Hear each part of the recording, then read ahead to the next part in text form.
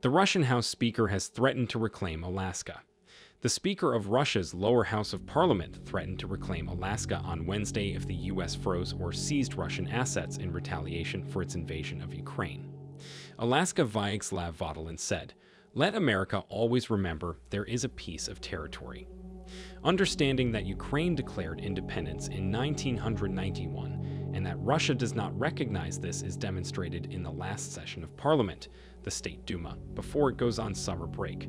Apparently, they don't see selling Alaska to the United States as a fair and square deal, and they'll do anything to simply reclaim it and reestablish the USSR.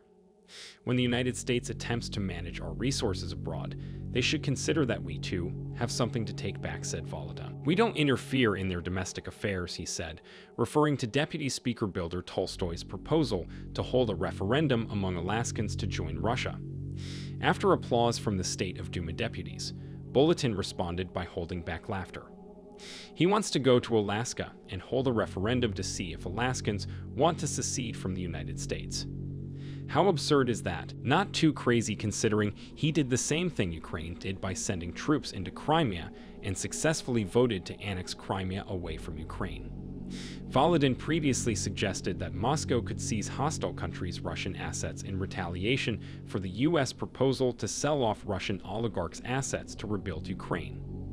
Ex-President Dmitry Medvedev also took to social media on Wednesday to threaten nuclear war if the International Criminal Court moved to punish Russia for alleged crimes in Ukraine. They threatened with nukes first, then with cutting off oil to our economy, and now with reclaiming Alaska.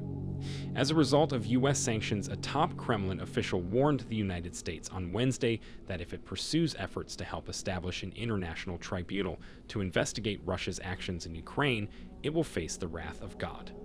While the Russian lower house speaker urged Washington to remember that Alaska was once Russian territory. Dmitry Medvedev, Deputy Secretary of Russia's Security Council, chaired by President Putin, has condemned the United States for its efforts to spread chaos and destruction around the world in the name of true democracy. Consider this: Russia claims that it may retake Alaska, but then goes in to seize Ukraine. Well, suddenly, that's not Russia taking back Ukraine. It's to keep NATO out. Their motives are simply to re-establish the USSR, and taking back Alaska is not out of the question. The entire history since the subjugation of the native Indian population represents a series of bloody wars. In Russia, you can have freedom of speech for about 5 minutes before being sent from the president's protest to a gulag. That's how things work there. Look, I don't believe in our leaders, and I frequently speak out against them, both Democrats and Republicans, but at least we can change them.